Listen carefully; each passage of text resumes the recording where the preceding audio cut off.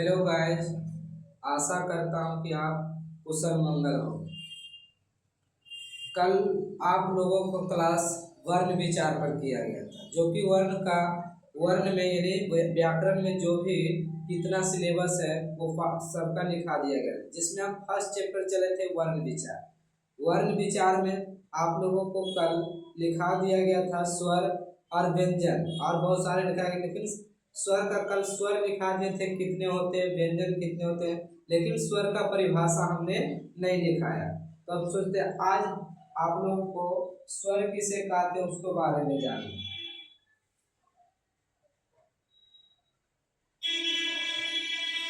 स्वर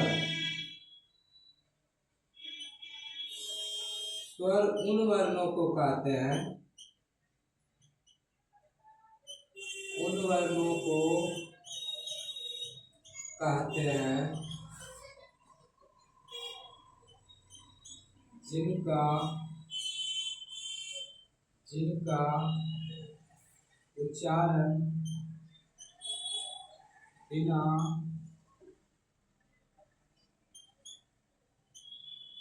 बिना किसी दूसरे वर्ण के वर्ण के सहायता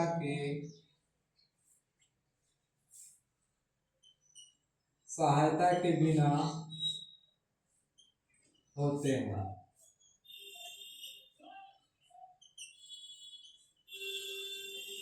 उन्हें स्वर या स्वर वर्ण भी कहते हैं, स्वर या स्वर वर्ण भी कहते हैं। स्वर वर्ण भी कहते हैं। ये हमारा क्या है, स्वर उन वर्णों को कहते हैं जिनके उच्चारण में या जिनका उच्चारण में किसी दूसरे वर्ण के सहायता के बिना होता है, उसे हम क्या बोलते हैं, वर्ण बोलते हैं। वर्ण बोलते हैं जैसा हमारा क्या, यही हमारा स्वर, जो कि कल ही लिखा चुका था कि दिखा चुके हैं कि स्वर कितने होते हैं, 11 होता है। अब चलते हैं व्यंजन। व्यंजन का भी एग्जाम्पल में कल ही लिखा दिया गया था कि व्यंजन कितने होते हैं। अब स्वर कितने प्रकार के होते हैं, स्वर का भी प्रकार होता है। वो तो स्वर का क्या था, एक या फिर स्वर कितने हैं। आप जो है स्वर के कितने स्वर के दो भेद होते हैं। स्वर के दो भेद होते हैं। पहला है हर्ष स्वर। दीर्घ स्वर देखो,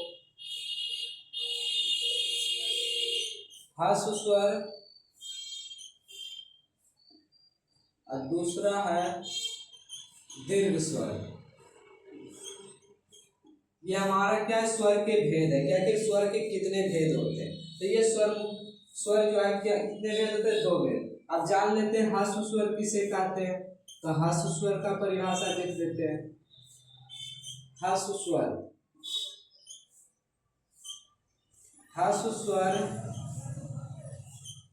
के उच्चारण में कम समय लगता है, कम समय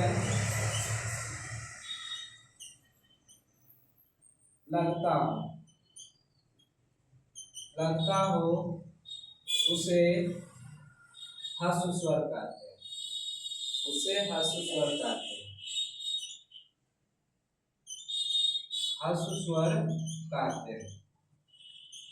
या तो इसी को बोल सकते हैं कि हर्ष स्वर यानी वैसा स्वर जिसमें एक मात्रा हो, जिसमें एक मात्रा लगा हो, उसे हम क्या बोलेंगे, हर्ष स्वर बोलेंगे। जैसे में उदाहरण देखो, उदाहरण ये हो गया आ, हर्ष ई, हर्ष उ।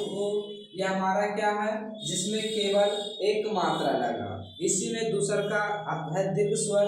दीर्घ स्वर वैसा स्वर जिसमें दो गुना यानी जिसमें दो गुना मात्रा, मतलब जिसमें 2 मात्रा लगा। या तो अधिक समय तक जिसमें टाइम लेगा, जिसमें टाइम लेगा उस वो क्या हो जाएगा, वो दीर्घ स्वर का उदाहरण कार्य है। जैसे दूसरा हमारा क्या है, दीर्घ स्वर। दीर्घ स्वर वैसा स्वर जिसमें जिसमें दोगुना समय लगता हो, दोगुना समय लगता हो उसे दीर्घ स्वर बोलते हैं, उसे दीर्घ स्वर कहते हैं। अभी जैसे बताए थे, जिसमें अधिक टाइम ले, दोगुना यानी दो मात्रा लगा हो, उसी को क्या बोलेंगे, दीर्घ स्वर बोलते हैं। जैसे में, जैसे यह उदाहरण बात हो रही है, जैसे में देखो आ, दीर्घ दीर्घ इत्यादि। ये हमारा क्या है, स्वर। स्वर है, स्वर का भेद है ना। स्वर किसे कहते हैं, स्वर उन वर्णों को कहते हैं जिनका उच्चारण किसी दूसरे वर्ण की सहायता के बिना होता है, उसे हम क्या बोलते हैं, स्वर वर्ण कहते हैं। स्वर वर्ण कितने प्रकार के होते हैं, दो प्रकार के, व्यंजन ह्रस्व स्वर और दीर्घ स्वर ना। यही हमारा क्या है, ये स्वर है और स्वर का प्रकार है। स्वर कितने होते हैं, तो 11 होते हैं, जो कि आप लोगों को कल डिस्कस कर दिया गया। अब चलते हैं व्यंजन। अब क्या है, व्यंजन। व्यंजन किसे कहते हैं, व्यंजन उन वर्णों को कहते हैं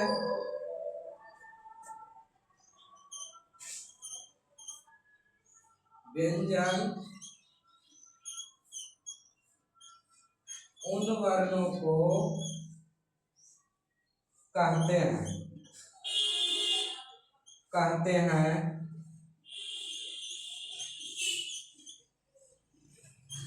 जिनके उच्चारण में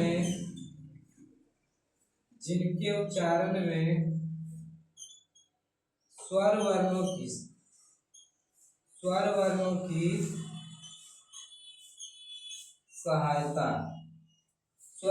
की सहायता ली जाती है, उसे व्यंजन वर्ण कहते हैं, उसे व्यंजन वर्ण कहते हैं। जैसे में लिखना, फिर लिख देते हैं, जैसे जिसमें स्वर की सहायता लिया जाता है तभी वो हमारा व्यंजन प्राप्त होता है। जैसे में का हलंत आ, तो क्या का, यानी का में क्या स्वर है, जो कल ही बताया गया था। स्वर जो है 11 होता है और किसी ना किसी वर्ण में, कोई भी वर्ण हो, जैसे वर्ण जो जिसमें वर्ण है, सभी वर्ण में क्या छुपा हुआ है, स्वर छुपा हुआ है। स्वर क्या है, 11 जो आ है, ये सब हमारा क्या छुपा हुआ है। और छुपे हुए शब्द जो किसी वर्ण में स्वर छुपा हुआ हो, उसी को क्या बोलते हैं, व्यंजन वर्ण बोला जाता है। ऐसे बहुत से एग्जाम्पल दे सकता है। चलो इतना ही कर देते, जितना वर्ग तो जानिए रहा, जिसको हम बोलते हैं स्पर्श व्यंजन, कवर्ग, चवर्ग, टवर्ग, तवर्ग, पवर्ग, है ना। आप लोग पहले इसको स्क्रीनशॉट ले ले ताकि हम अगला इसको कर सकें।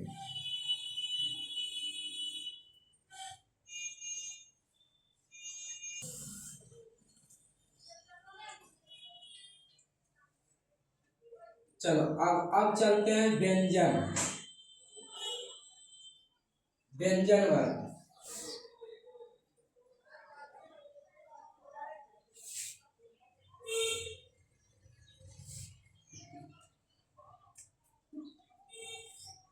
चलो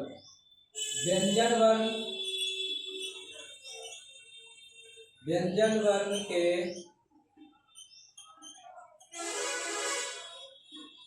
तीन भेद होते हैं। व्यंजन वर्ण के तीन भेद होते हैं। पहला है स्पर्श व्यंजन, स्पर्श व्यंजन। दूसरा है उष्म व्यंजन,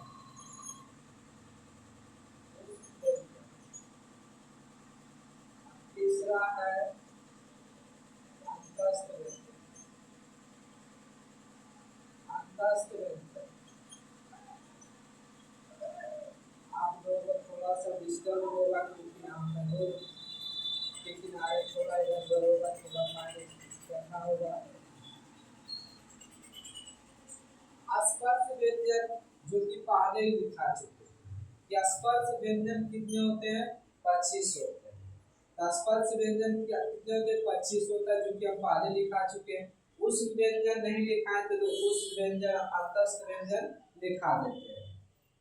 पहले वीडियो पिछले वीडियो में जाकर देखते हुए कि स्पर्श व्यंजन कितने होते हैं? 25 होते हैं। कौन कौन होता है हम पहले लिखा चुके हैं। ताकि वीडियो लंबा ना हो इसलिए हम पहले वाला वीडियो में जाकर देख लेना कि स्पर्श व्यंजन कितने हैं। आज हम दिखाएंगे उष्म व्यंजन। उष्म व्यंजन तलबसा, बुधनसा, धनसा, हा। ये हमारा क्या डायरेक्टली ऐसे लिख दो। उष्म व्यंजन 4 होते हैं। उष्म व्यंजन 4 होते हैं। तलबसा, उधनसा, धनसा, हा। अगला है अंतस्थ व्यंजन भी 4 होते हैं। अंतस्थ व्यंजन 4 होते हैं। पहला क्या डायरेक्टली लिखो, या, रा, ला, वा। तवर्गीय व्यंजन, तवर्गीय व्यंजन 2 है, रा और हा। अयोगवा, अयोगवा भी 2 होते हैं। अयोगवा 2 है। अनुस्वर,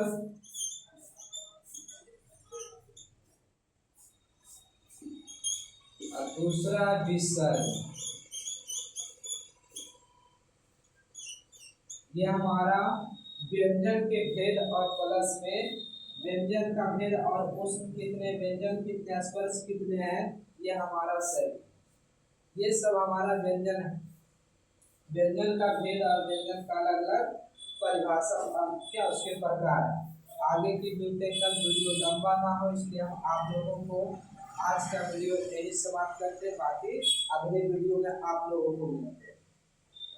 आप इन्हें अच्छी तरह से याद करते जाए ताकि दिक्कत ना हो।